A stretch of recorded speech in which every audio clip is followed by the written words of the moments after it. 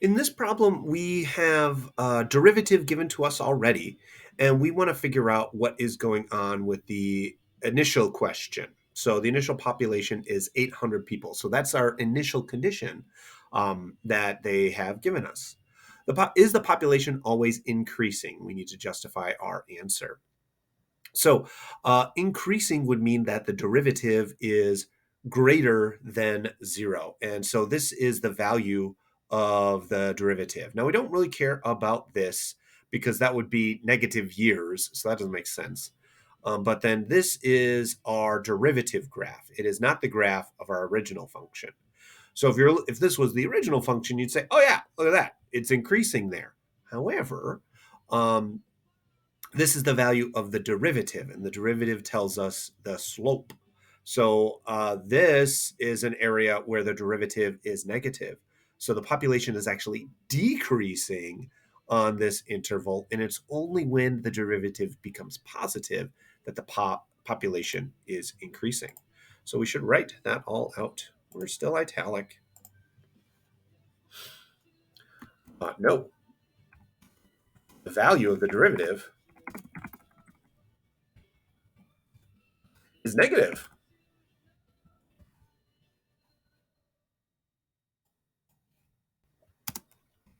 on the interval. What? 0, comma 1.399. Um, so the population is decreasing.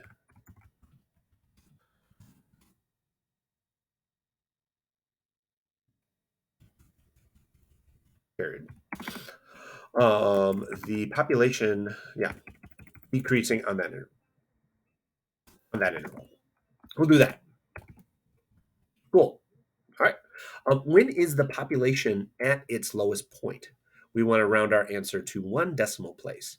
So the initial population is 800. So we've got 8,000 right here. And then the population is going down. Population is still going down. Population is still going down. Here the population is still going down, but it's not going down as fast as it was before. So the population is still going down.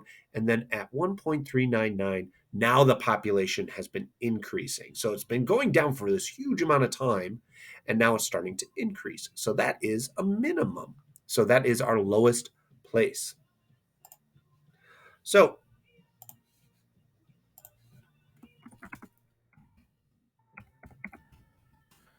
is at its lowest when t equals 1.8 years. No, 8? 1.4 years. Notice I didn't figure out what the actual low population was. All I know is that the derivative is negative and then becomes positive. If it's negative and then becomes positive, hey, that's a minimum. Oh, they didn't ask me what the population was. Ask me more questions. Maybe I'll tell you that. Oh, find the population function. Okay.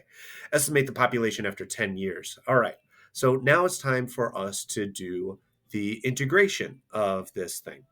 So I want to find the original population, P of t,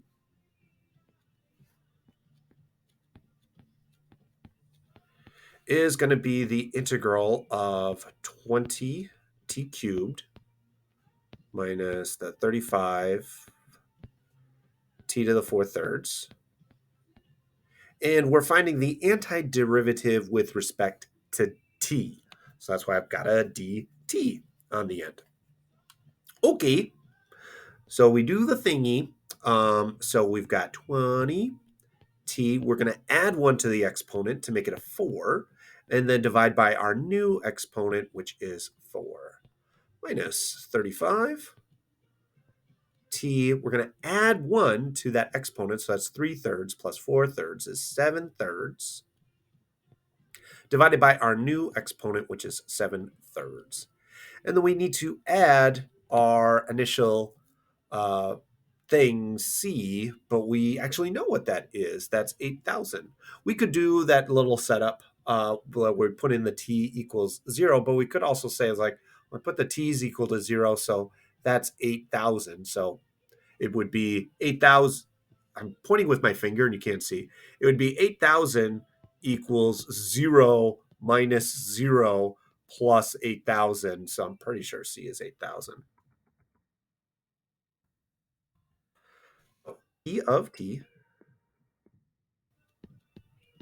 equals, let's see, we've got 5 t to the fourth minus, let's see, 35 times 3 is 90, 105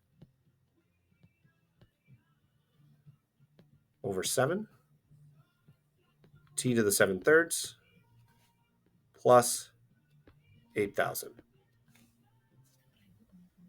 Oh, that 105 divided by 7 is 15. Ooh.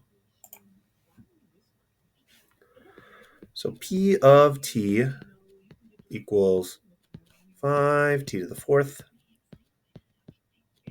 minus 15 t to the 7 thirds plus 8,000. Cool. So we found the population function. We need to estimate the population after 10 years. So that's just figuring out, okay, what's P of 10?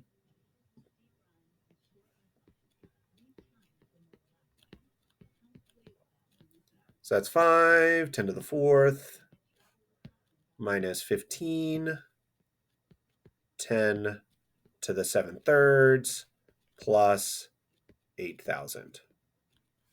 Now, I could go through and I can type that into my calculator, but that's super boring. So I'm just going to tell you that I typed it in my calculator, and I'm going to cheat off of my other screen here. And after I typed it in my calculator, I got 5,768.